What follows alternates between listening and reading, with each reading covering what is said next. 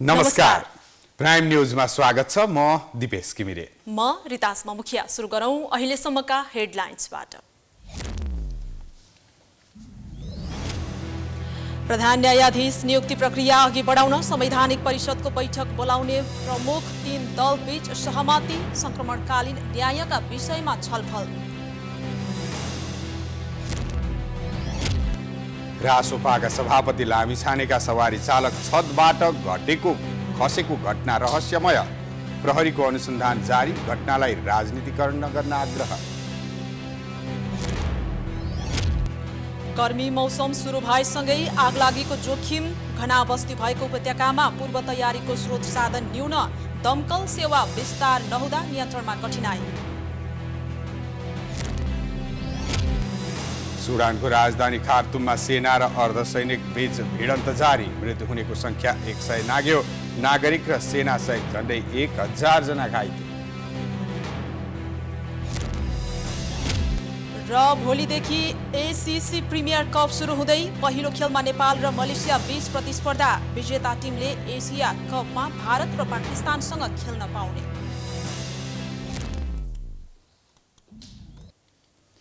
Prime news अब विस्तारमा। संसदको हिउँदे अधिवेशनले पर्याप्त बिजनेस नपाएको अवस्थामा संसदलाई प्रभावकारी बनाउने र संसदमा विचाराधीन महत्त्वपूर्ण विधेयक सहमतिमा टुङ्ग्याउने विषयमा शीर्ष नेताहरूबीच छलफल भएको छ। तत्काल संवैधानिक परिषदको बैठक डाकी प्रधान न्यायाधीश नियुक्ति प्रक्रिया अघि बढाउने विषयमा सहमति भए पनि अन्य यावत विषयहरूमा भने दलहरू अझै अनिर्णित बनेका छन्। जेठ 15 मा बजेट ल्याउनै पर्ने संवैधानिक बाध्यताका कारण बजेट अधिवेशन आह्वान गर्ने बेला भइसकेको छ। तर हिउँदे अधिवेशनमा विचाराधीन केही विषयमा सहमति जुटाउन शीर्ष नेताहरू अझै छलफलमै छन्। छलफलका लागि प्रधानमन्त्री पुष्पकमल दाहाल प्रचण्ड र नेपाली काङ्ग्रेसका सभापति शेरबहादुर देउबा एउटै गाडी चढेर सोमबार ओली निवास बालकोट पुगेका थिए। सभामुख देवराज घिमिरे भने पहिले नै बालकोट पुगिसकेका थिए। सभामुखकै संयोजनमा नेताहरूबीच यसअघि 2 चरण छलफल भए पनि सहमतिमा पुग्न नसकेको अवस्थामा थप छलफलका लागि उनीहरू बालकोट पुगेका हुन्। बैठकपछि बाहिरिँदै प्रचण्डले सकारात्मक छलफल भएको संक्षिप्त प्रतिक्रिया दिएका थिए। केही महत्त्वपूर्ण सहमति भएको छ हाम्रो रमेश लेखकजीले भन्नुहुन्छ। नेपाली काङ्ग्रेसका मुख्य सचेतक रमेश लेखकका अनुसार नेताहरूबीच संसदलाई प्रभावकारी ढङ्गले सञ्चालन गर्ने विषयमा छलफल भएको थियो।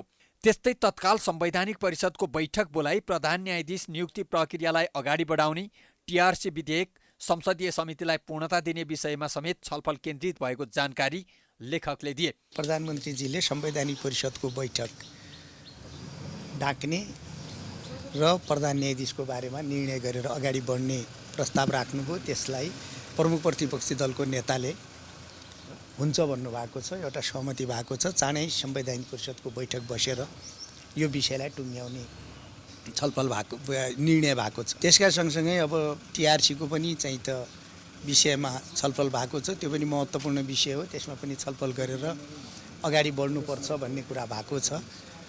अनि पार्लियामेन्टको संसद सञ्चालनको बारेमा पनि समितिहरूकालाई पूर्णता दिने कुरामा पनि छलफल भएको छ। एमाले सचेतक महेश बर्तौलाका अनुसार शीर्ष नेताहरूबीच थुप्रै विषयमा छलफल भए पनि तत्काल प्रधान न्यायाधीश नियुक्त गर्ने विषयमा मात्रै सहमति भएको छ।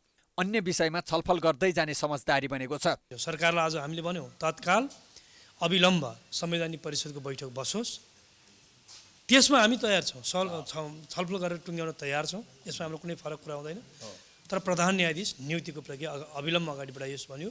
प्रधानमन्त्रीले हुन्छ म आजै यो प्रक्रिया अगाडि बढाएर बैठक बोलाउँछु भन्नुभएको छ। आजको बैठकको निष्कर्ष यो विषयमा हामीले बैठक बोलाउनुहोस् भन्यो। उहाँले बैठक बोलाउँछु भन्नुभएको छ। हेरौँ सायद उहाँले बोलाउनुहुन्छ। त्यसपछि एउटा नियुक्तिको प्रक्रिया अगाडि बढ्छ र त्यो नियुक्ति भइसकेपछि हामी संसदीय सुनवाईको माध्यमबाट त्यसलाई टुङ्ग्याएर अगाडि बढ्छ। नेताहरूबीच तत्काल प्रधान न्यायाधीश नियुक्ति गर्ने विषयमा सहमति भए पनि प्रधान न्यायाधीशको सुनवाई गर्न संसदीय समिति भने अझै बनेको छैन। संसदीय सुनवाई बिना प्रधान न्यायाधीश नियुक्ति गर्न मिल्दैन। पटक पटक छलफल हुँदा पनि नेताहरू सहमतिमा पुग्न सकेका छैनन्। विशेष गरी बेपत्ता पारिएका व्यक्तिको छानबिन, सत्य निरूपण तथा मेलमिलाप विधेयक छोटो प्रक्रियाबाट संसदबाटै टुङ्ग्याउनेमा सत्ता पक्षको जोड छ भने विषयगत समितिमा छलफल नगरी यो विषय टुङ्ग्याउन नसकिने अडानमा एमाले छ। यही विषयमा कुरा नमिल्दा दलहरूबीच सहमति जुट्न सकेको छैन। त्यस्तै संसदमा विचाराधीन संवैधानिक परिषद सम्बन्धी विधेयक र सम्पत्ति शुद्धिकरण विधेयकलाई छिटो टुङ्ग्याउन पनि सत्तापक्षले प्रतिपक्षी एमालेको सहमति खोजेको छ। यसमा ओली पनि सकारात्मक रहेको बुझिएको छ। सोमबार ओली निवास बालकोटमा बसेको बैठक विगतका बैठककै निरन्तरता हो। यसअघि चैत 25 गते सभामुखले शीर्ष नेताहरूलाई आफ्नै कार्यकक्षमा बोलाएका थिए। त्यस्तै दोस्रो चरणमा दोस्रो तहका नेताहरूसहित चैत 28 गते सभामुखको सरकारी निवासमा बैठक बसेको थियो। तर पटक पटक बैठक बस्दा पनि हिउँदे अधिवेशन अन्त्य हुने समय आइसक्दा समेत नेताहरूबीच सहमति भने जुट्न सकेको छैन। प्रधानमन्त्री पुष्पकमल दाहाल प्रचण्डले 4 महिना अघि प्रधानमन्त्री नियुक्त हुँदा सुशासन, समृद्धि र सामाजिक न्याय आफ्नो प्राथमिकता उल्लेख गरेका थिए। ती सङ्कल्प पूरा गर्न चाहिन्छ, काम गर्ने हुटहुटी र कार्यान्वयन गर्ने सशक्त टिम। तर प्राय प्रधानमन्त्रीदेखि उच्च पदस्थहरूले राम्रो भन्दा हाम्रो मान्छे छान्ने प्रवृत्तिले अपेक्षाकृत परिणाम आउँदैन। केही गर्ने सङ्कल्पसहित तेस्रो पटक प्रधानमन्त्री भएका प्रचण्डको टिम कस्तो छ? प्रधानमन्त्रीमा नियुक्त भएपछि संसारका कार्यकारी प्रमुखले काम सशक्त र प्रभावकारी रूपमा सञ्चालन गर्न चुस्त दुरुस्त सचिवालय बनाउने प्रचलन छ। नेपालमा पनि प्रधानमन्त्रीले आफ्नो कोर टिम बनाउने प्रचलन छ। पुस 10 गते प्रधानमन्त्री बनेका प्रचण्डले पनि आफ्नो सचिवालय बनाएका छन्। उनले राजनीतिक सल्लाहकारमा माओवादी उपमहासचिव हरिबोल गजुरेल र कूटनीतिक सल्लाहकारमा रूपक सापकोटालाई नियुक्त गरेका छन्। तर उनले आर्थिक सल्लाहकार नियुक्त गरेका छैनन्, जसका कारण डामाडोल बन्दै गएको आर्थिक क्षेत्रलाई उकास्न गर्ने निर्णयमा उनले आफ्नै भर पर्नुपर्ने अवस्था छ। हुन त राष्ट्रिय योजना आयोगका उपाध्यक्ष डाक्टर मीनबहादुर श्रेष्ठ प्रचण्ड निकट अर्थविद हुन्। उनले नै प्रचण्डलाई आर्थिक परामर्श दिइरहेका छन्। आइतबार मात्र उनले एनपी साउदलाई परराष्ट्र मन्त्रीमा नियुक्त गरेको भए पनि कूटनीतिक क्षेत्रमा सरकारले प्रभावकारी भूमिका खेल्न नसकेको भन्दै आलोचना हुने गरेको छ। नेपालको कूटनीतिमा ठुलो त्रुटिहरू छ कूटनीतिक व्यवहारमा। त्यो हो यो कूटनीति सञ्चालन गर्ने बेलामा सबभन्दा पहिले सबभन्दा ध्यान दिनुपर्ने कुरा कम बोल्नुपर्छ, धेरै हेर्नुपर्छ, धेरै सुन्नुपर्छ। नेपालका शासकहरूलाई सुन्दै नसुन्ने रोग लागेको छ, हेर्दै नहेर्ने बानी लागेको छ, सकेसम्म बोल्ने, बढ्ता बोल्ने, बोलिरहने बानी लागेको छ, जसले गर्दाखेरिमा नेपालको अन्तर्राष्ट्रिय प्रतिष्ठा खस्किँदै गएको छ। अवसर र चुनौतीको चाङको बीच प्रधानमन्त्रीमा नियुक्त प्रचण्डले आफ्नो टिम तथा सचिवालय चुस्त दुरुस्त तथा सशक्त बनाउन नसकेको टिप्पणी हुने गरेको छ। प्रचण्डले प्रमुख निजी सचिवमा माओवादी नेता सन्तु दराई, सचिवमा छोरी गङ्गा दाहाल र रमेश मल्ललाई नियुक्त गरेका छन्। Press विज्ञमा Manahari तिमिल Sinha, press संयोजकमा Surya Kiran Sharma, press सल्लाहकारमा Nepal पत्रकार महासङ्घका पूर्व सभापति गोविन्द आचार्यलाई नियुक्त गरेका छन्। सचिवालय बलियो नहुँदा र कामको बारेमा स्पष्ट परिधि निर्माण गर्न नसकेका कारण प्रधानमन्त्री प्रचण्ड भाषण र उद्घाटनमा नै बढी समय खर्चने गरेका छन्। काङ्ग्रेसको विशेष समर्थनमा प्रधानमन्त्री बनेका प्रचण्डका अगाडि भ्रष्टाचार अन्त्य गर्दै सुशासन दिने र मुलुकलाई समृद्धिको यात्रामा अगाडि बढाउने चुनौती छ। यस्ता अनेकौं चुनौती पार गर्न उनको सचिवालय समेत बलियो र सशक्त हुनैपर्छ। तर उनको सचिवालय नियमित काम गर्ने जस्तो मात्र देखिएको छ। विगतमा प्रधानमन्त्रीको राजनीतिक सल्लाहकार समेत भइसकेका माओवादी केन्द्रका सचिव देवेन्द्र पौडेल प्रधानमन्त्रीको टिम प्रभावकारी हुनुपर्ने बताउँछन्। प्राइम मिनिस्टरको टिम चुस्त बन्नुपर्छ, विषयको जानकारी भएको हुनुपर्छ र एक्सनमा जाने खालको हुनुपर्छ। यो तीनटा कुरा जोडेर हेर्दा अहिले टिम निर्माण गर्न अलि ढिला भएको मलाई महसुस भएको छ। अरू म टिप्पणी गर्न चाहन्न, कोसिस गर्नुभएको छ साथीहरूले, तर आवश्यक टिम बनाएर केही समयपछि यो गरेपछि गरौँला नि, यो गरेपछि गरौँला नि भनेर हुँदैन। यो टाइम भनेको प्राप्त भएको समयमा गरिहाल्ने टाइम हो। प्रधानमन्त्रीले आर्थिक निर्णय लिँदा लिनुपर्ने विभिन्न विषयमा र चाल्नुपर्ने कदमका बारेमा सल्लाहकार नहुँदा गम्भीर असर पर्ने पूर्व सल्लाहकारहरू बताउँछन्। राजनीतिज्ञ नै सर्वज्ञ हो भन्ने मनोविज्ञानबाट पछि हटेर विज्ञका कुरा सुन्दै सकारात्मक आलोचनालाई सहज रूपमा ग्रहण गर्न सकेमा मात्रै प्रधानमन्त्री आफ्नो लक्ष्यमा पुग्ने विषयमा दुईमत नहोला।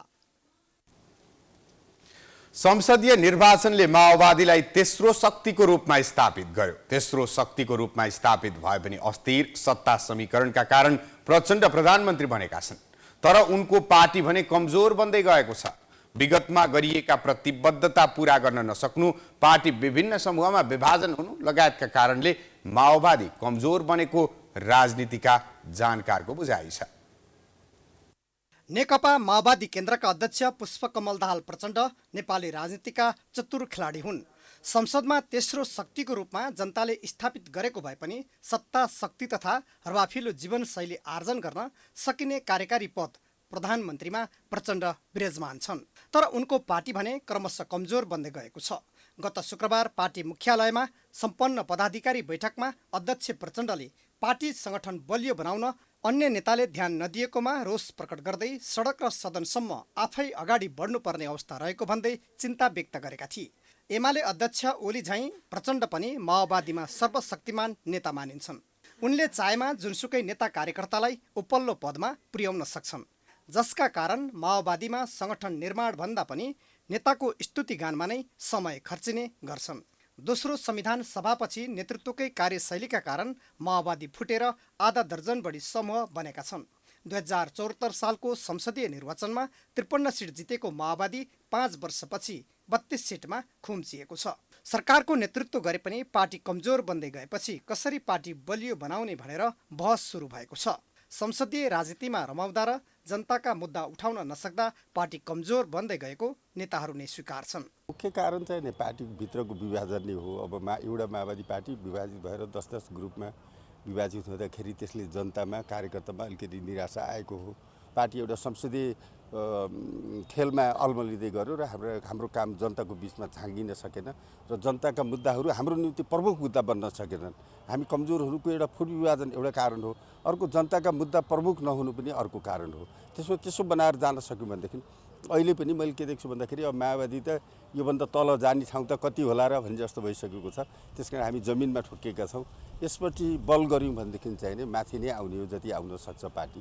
माओवादीमा 22 पदाधिकारी, 32 विभाग, 19 जनवर्गीय संगठन, 44 स्थायी समिति र 386 सदस्यीय केन्द्रीय समिति छ। तर हरेक निर्णय प्रचण्डले पदाधिकारी बैठकबाट गराउँदै आएका छन्। यतिसम्म कि नेताको व्यवस्थाका कारण माओवादीमा 2078 सालमा सम्पन्न महाधिवेशनबाट पारित विचारसहितको प्रतिवेदन तल्लो तहसम्म छलफल हुन सकेको छैन। संगठन कमजोर भन्दा पनि नेतृत्व मौन रहेको आरोप छ। राजनीतिका जानकारले विगतमा गरेको प्रतिबद्धता पूरा गर्न नसकेका कारण माओवादी कमजोर बन्दै गएको बताए। यो हिजो जनयुद्ध गर्दा उनीहरूले जे 40 बुँदाका जुन मागहरू अगाडि सारेको थियो, राष्ट्रियता, जनजीविका र लोकतन्त्रको आधारका कुराहरू गरेको थियो, त्यो कुरै पनि प्रायः पूर्ण रूपले पुरा हुन सक्छ। माओवादीलाई पनि विचारबाट खटाउनका लागि उसका केही अगुवा भएका कार्यकर्ताहरू चाहिँ ठेक्कापट्टा ठेकदारी प्रक्रियामा उनीहरू गए। यसमा चौथोमा भन्नुहुन्छ भन्दाखेरि जनतासँग गरिएका वाचाहरू पुरा हुनुको अलावा व्यक्ति जो सरकारमा जान्छ उसका निश्चित घेराका मान्छे मात्रै अगाडि देखिन। सत्तामा गएर जनताको चाहनालाई पुरा गर्न सकिन भने बिस्तारै सोलित हुँदै जाने प्रक्रिया यहाँको मात्रै होइन, संसारकै। माओवादी मात्र होइन, नेपाली राजनीतिमा सत्ता, शक्ति, पैसा र रवाफिलो जीवनशैली अपनाउने प्रवृत्तिका कारण पुराना राजनीतिक दलहरू आलोचित छन्। उनीहरूलाई सिद्धान्त र विचार समेत नभएका र च्याउ झैं उम्रिएका साना राजनीतिक दलले चुनौती दिइरहेका छन्। कर्णाली प्रदेश सरकारमा नेकपा माओवादी केन्द्र र नेपाली कांग्रेस बीच भागभण्डा नमिल्दा मन्त्री परिषद विस्तारमा ढिलाइ भएको छ। सत्ता साझेदार दलबीच कुन मन्त्रालय कसले लिने भन्नेमा सहमति नहुँदा कर्णालीको मन्त्री परिषदले पूर्णता पाउन सकेको छैन। नेकपा एमाले नेतृत्व गरेको सामाजिक विकास मन्त्रालय र उद्योग, पर्यटन, वन तथा वातावरण मन्त्रालय कांग्रेसले पाउने निश्चित भएको छ। तर आर्थिक मामिला तथा योजना मन्त्रालयमा भने माओवादीको दाबी कायमै छ। तीनवटा मन्त्रालयमा कांग्रेसले नेतृत्व गर्ने भए पनि लिखित नभएको सरकारका प्रवक्ता तथा आन्तरिक मामिला तथा कानुन मन्त्री कृष्ण बहादुर जीसीले बताए। कर्णालीमा कांग्रेस र माओवादी बीच बाँकी आधा कार्यकाल सरकारको नेतृत्व गर्ने सहमतिमा छलफल चलिरहेको छ। लुम्बिनी प्रदेशका मुख्यमन्त्री लीला गिरीले वैशाख 11 गते दोस्रो पटक विश्वासको मत लिने भएका छन्। विश्वासको मत लिने प्रयोजनका लागि प्रदेश सभाको बैठक 11 गते बिहान 11 बजे बोलाइएको छ। गत पुस 27 गते मुख्यमन्त्री नियुक्त भएका गिरीले माघ 5 गते पहिलो पटक विश्वासको मत लिएका थिए। राष्ट्रपतिको चुनावसँगै केन्द्रमा बदलिएको सत्ता समीकरण अनुसार माओवादी केन्द्र लगायतका दलले चैत 12 गते सरकारलाई दिएको समर्थन फिर्ता लिएपछि गिरीले विश्वासको मत लिन लागेका हुन्।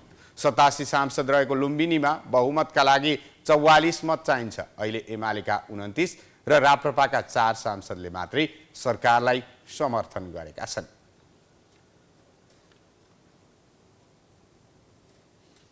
सञ्चार तथा सूचना प्रविधि मन्त्री रेखा शर्माले संघीय निजामती सेवा ऐनलाई प्राथमिकतामा राखेर सरकारले अघि बढाउन लागेको जानकारी दिएकी छिन्।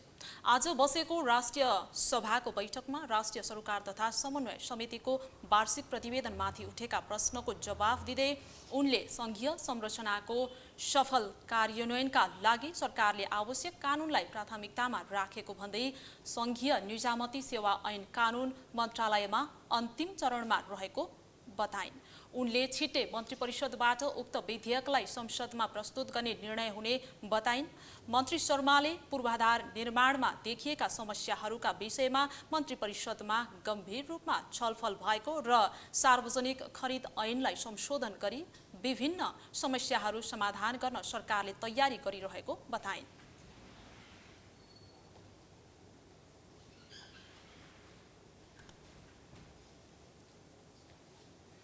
त्यसअघि बैठकमा समितिको प्रतिवेदनमाथिको छलफलमा भाग लिँदै राष्ट्रिय सभा सदस्यहरूले समितिहरूले गम्भीर रूपमा छलफल गरेर सरकारलाई निर्देशन र सुझाव दिँदा पनि कार्यान्वयन हुन नसकेको गुनासो गरेका थिए।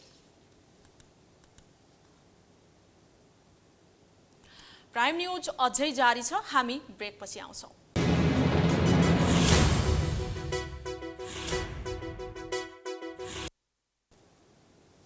ब्रेकपछि स्वागत छ। अब बाँकी न्यूज। राष्ट्रिय स्वतन्त्र पार्टी रासोपाका सभापति रवि लामिछानेका सवारी चालक छतबाट खसेको घटनामा अर्को चालकलाई प्रहरीले नियन्त्रणमा लिएको छ।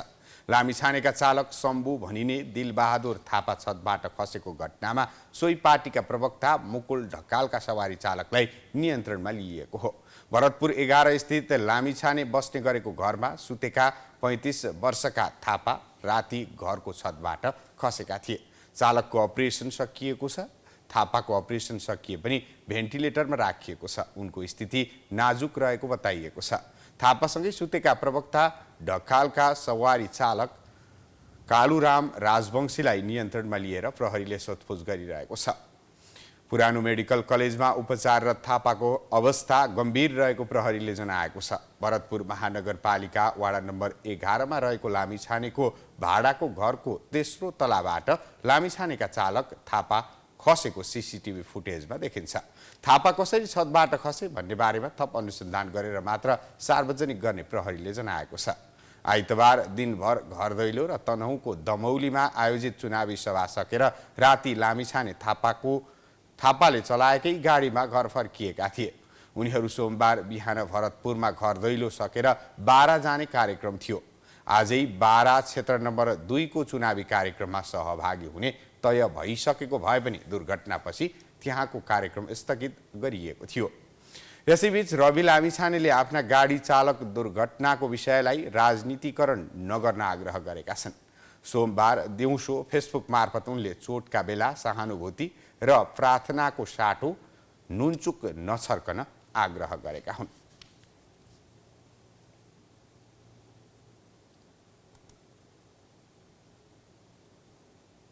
पछिल्लो 24 घण्टामा देशभर थप 104 जनामा कोरोना संक्रमण पुष्टि भएको छ। स्वास्थ्य तथा जनसङ्ख्या मन्त्रालयका अनुसार 1632 जनामा गरिएको नमुना परीक्षणका क्रममा 104 जनामा कोरोना संक्रमण पुष्टि भएको हो। यो अवधिका एक संक्रमितको मृत्यु भएको छ। यस्तै सोमबार 60 जना कोरोना संक्रमण मुक्त भएका छन्। नेपालमा हाल कोरोनाका सक्रिय संक्रमितको संख्या 379 पुगेको छ।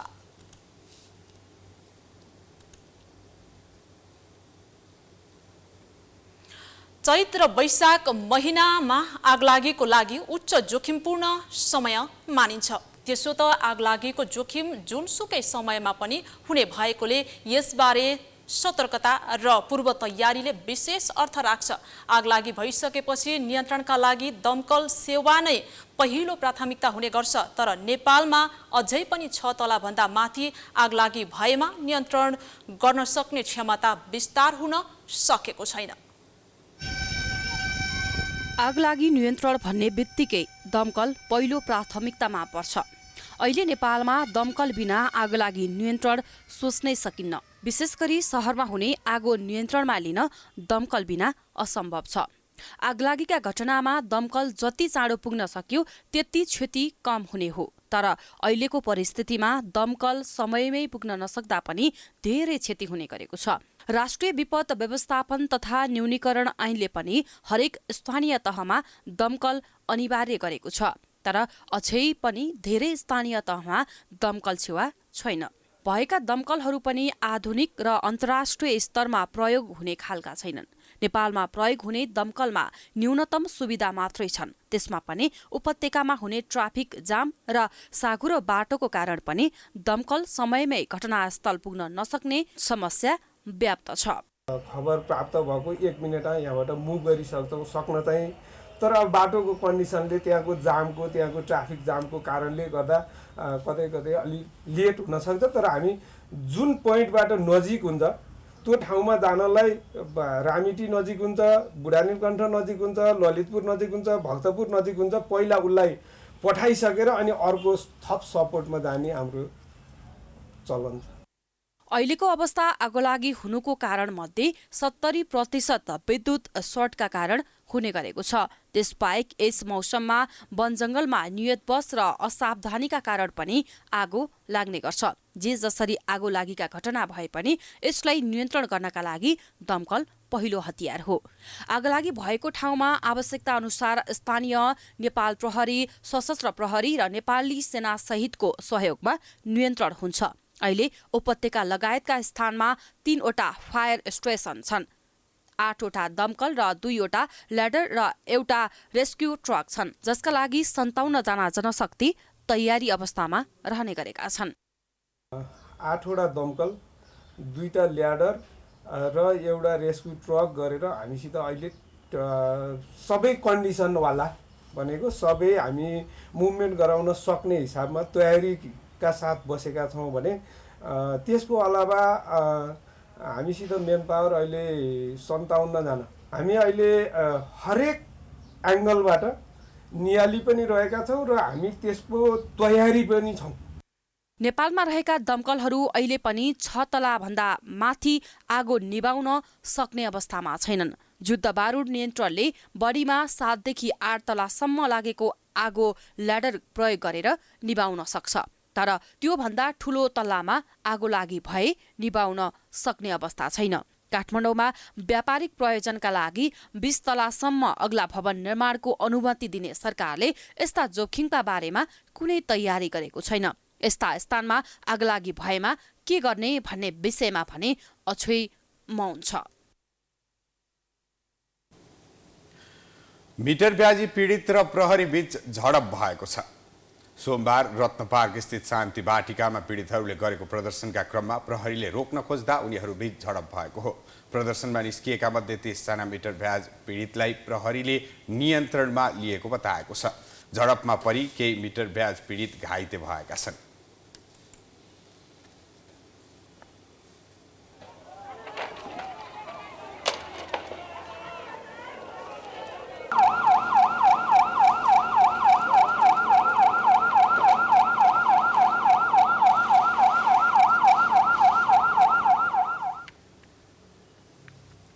शान्ति बाटिकामा बसेर आन्दोलन गरिरहेका मिटर ब्याज पीडितले सोमबार सिंहदरबार वरपर प्रदर्शन गर्ने तयारी गरेका थिए। त्यसैले प्रहरीले बिहानैदेखि शान्ति बाटिकाको गेटमा पहरा दिएको थियो। दिउँसो मिटर ब्याज पीडित ब्यानर सहित प्रदर्शनमा निस्कने क्रममा प्रहरीले रोकेपछि झडप भएको हो। घाइतेहरूको राष्ट्रिय ट्रमा सेन्टरमा उपचार भइरहेको छ। सरकारले मिटर ब्याज पीडितको एक समूहसँग 18 चैतमा 5 बुँदे सहमति गरेको थियो। तर उक्त सहमतिले मिटर ब्याज पीडितको तत्कालको समस्या समाधान नहुने भन्दै मिटर ब्याज पीडितको अर्को समूह काठमाडौँ केन्द्रित आन्दोलनमा आएको थियो।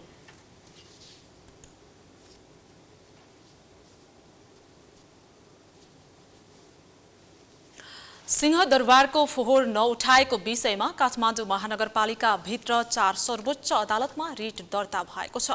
वातावरण संरक्षणको क्षेत्रमा काम गर्दै आएका अधिवक्ता पदम बहादुर श्रेष्ठले सिंहदरबार भित्रको फोहोर नउठाएका कारण जनस्वास्थ्यमा नकारात्मक असर परेको भन्दै फोहोर उठाउन काठमाडौँ महानगरपालिका भित्र आदेश माग गर्दै रिट दायर गरेका हुन्।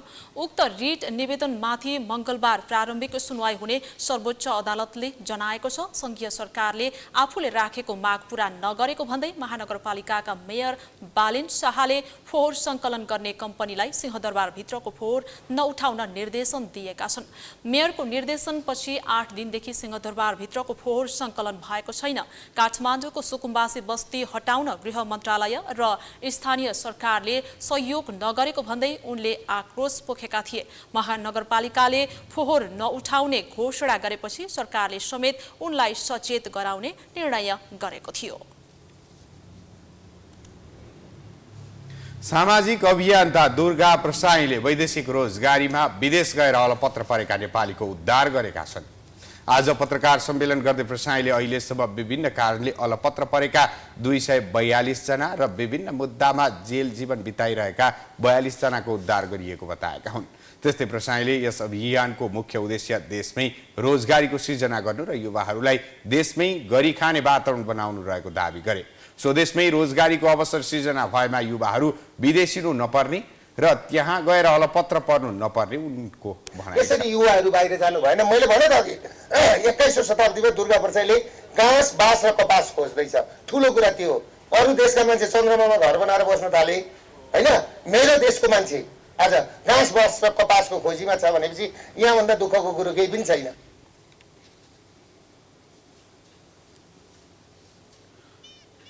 प्रसाईले अबदेखि रोजगारीको सिलसिलामा विदेश जाने नागरिकले दुईवटै देशको नागरिकता र पासपोर्ट बोक्न पाउनुपर्ने व्यवस्था आउनुपर्ने बताए। उनले बैंकको ब्याज दर घटेर 6% नझरेसम्म आफूहरूको आन्दोलन जारी रहने तर्क गरे। प्राइम न्यूज जारी छ, हामी ब्रेकपछि आउँछौँ।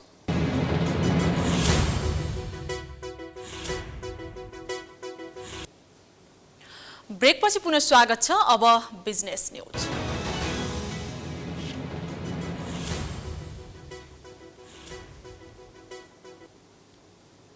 देशकै मुख्य पर्यटकीय गन्तव्य पोखरा र यसको आसपासका क्षेत्र यति बेला पर्यटकले भरिभराउ हुन थालेका छन्।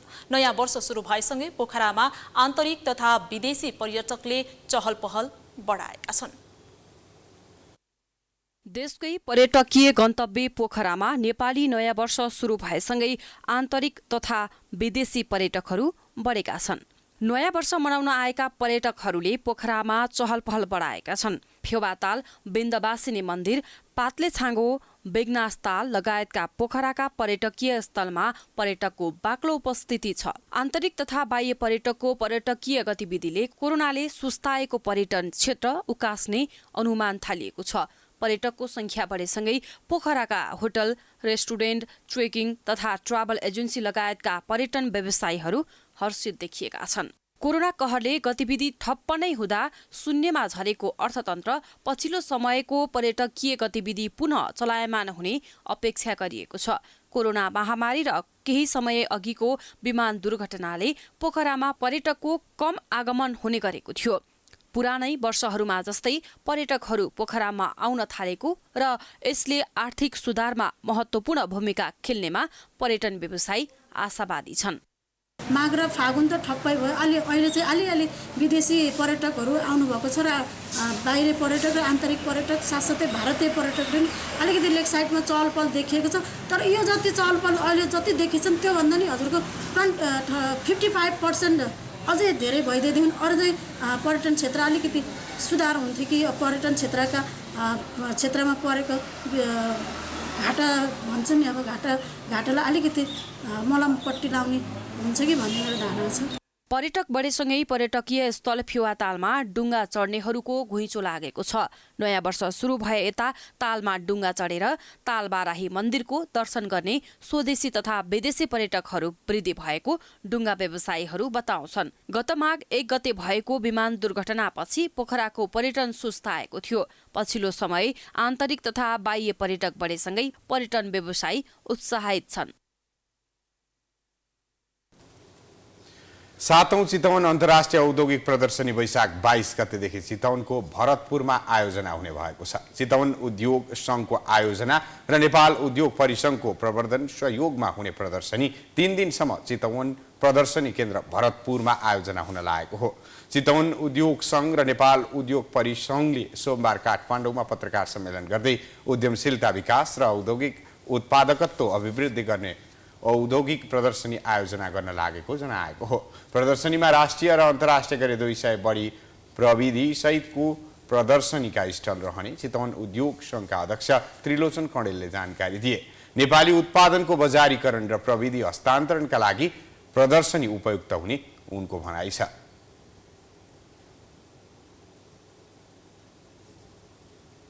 सातौं चितवन अन्तर्राष्ट्रिय औद्योगिक प्रदर्शनी यस वर्षको वैशाख 22, 23 र 24 गतेमा देशकै मध्यभागमा अवस्थित आधुनिक सुविधा सम्पन्न चितवन प्रदर्शनी केन्द्र चितवन एक्सपो सेन्टर भरतपुर चितवनमा आयोजना हुन गइरहेको छ। निर्माण, कृषि, अटोमोबाइल, फर्निचर, इन्जिनियरिङ, मेटल,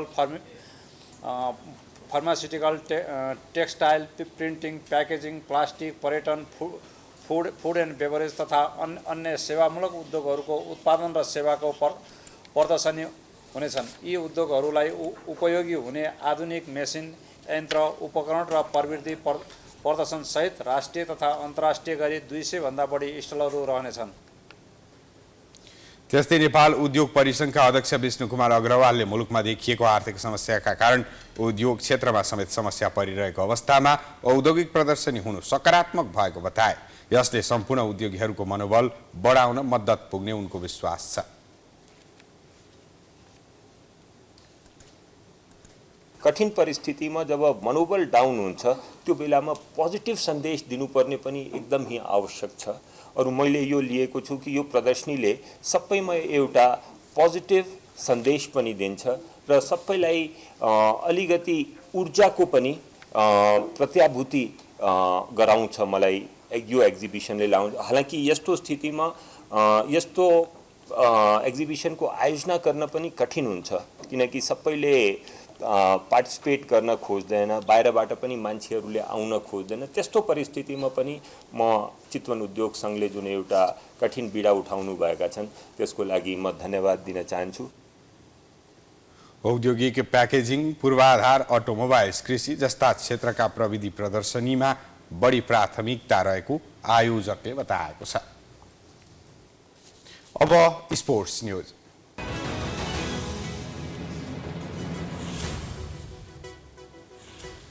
भोलिदेखि नेपालमा एसीसी प्रिमियर कप सुरु हुँदैछ। यो कप जित्ने टिमले एसिया कपमा भारत र पाकिस्तानसँग खेल्न पाउनेछन्। प्रतियोगिता अन्तर्गत भोलि नेपाल र मलेसिया बीच प्रतिस्पर्धा हुँदैछ। घरेलु मैदानमा पहिलो पटक खेल मार्फत नै जित हासिल गर्ने लक्ष्यका साथ नेपाल मैदानमा उत्रिँदैछ। एसीसी प्रिमियर कप मङ्गलबारदेखि सुरु हुन लागेको छ। यो टुर्नामेन्टको विनरले सिधै इन्डिया र पाकिस्तानसँग एसिया कपमा खेल्ने अवसर पाउनेछ। नेपालले आफ्नो होम ग्राउन्डमा पछिल्लो 8 खेलमध्ये 1 खेल पनि हारेको छैन। यो फर्मले गर्दा नेपाल यो टुर्नामेन्ट जित्ने दावेदारको रूपमा रहेको छ।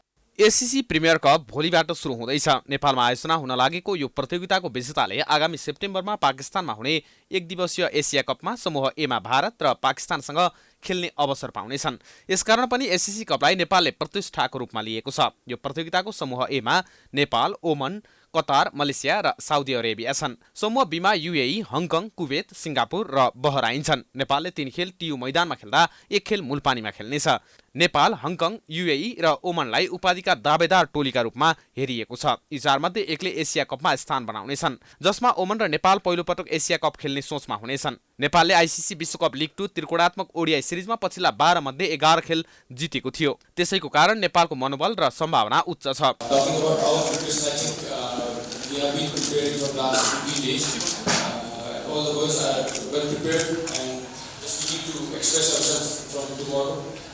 Talking about the expectation, Asia Cup, I think it's very important for us and every team here because it's a good exposure to play against big nations. So we are looking forward to it. नेपालले ट्यु मैदानमा भएका पछिल्ला 8 खेलमा अपराजित छ, जसमा Scotland, Namibia, UAE जस्ता बलिया टोलीसँग प्रतिस्पर्धा भएको थियो।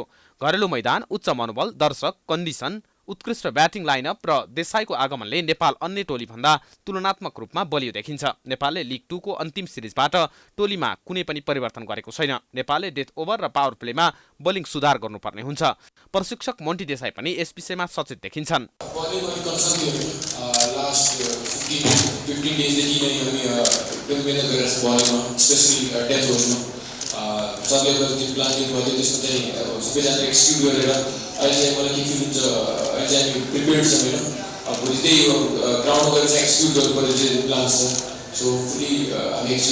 उता मलेसियाले भने मार्चमा भएको 4 देशीय प्रतियोगिताको फाइनलमा हङकङसँग पराजित भएको थियो। मलेसियाका भिरनदीप सिंहले नेपालमा आयोजना भएको T20 लिग पनि खेलेका थिए। उच्च लयमा रहेको नेपाललाई पहिलो खेलमै ब्रेक लगाउने रणनीतिका साथ मैदानमा प्रस्तुत हुने तयारीमा मलेसिया रहेको छ।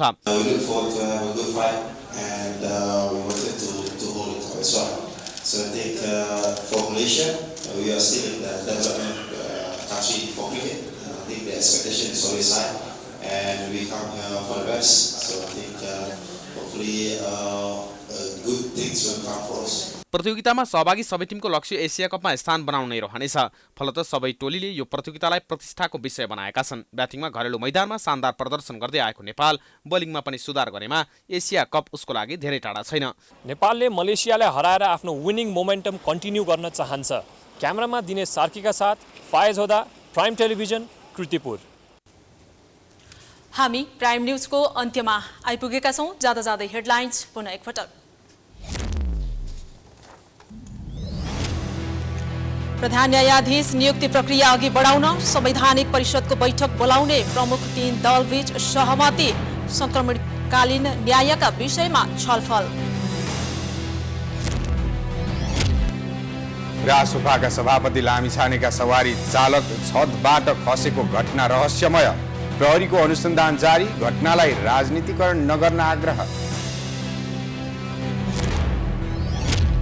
गर्मी मौसम सुरु भएसँगै आगलागीको जोखिम। घना बस्ती भएको उपत्यकामा पूर्व तयारीको स्रोत साधन न्यून। दमकल सेवा विस्तार नहुँदा नियन्त्रणमा कठिनाई। सुडानको राजधानी खार्तुममा सेना र अर्धसैनिक बीच भिडन्त जारी। मृत्यु हुनेको संख्या 100 नाग्यो। नागरिक र सेना सहित झण्डै 1000 जना घाइते। र भोलिदेखि एसिसी प्रिमियर कप सुरु हुँदै पहिलो खेलमा नेपाल र मलेसिया बीच प्रतिस्पर्धा। विजेता टिमले एसिया कपमा भारत र पाकिस्तानसँग खेल्न पाउने।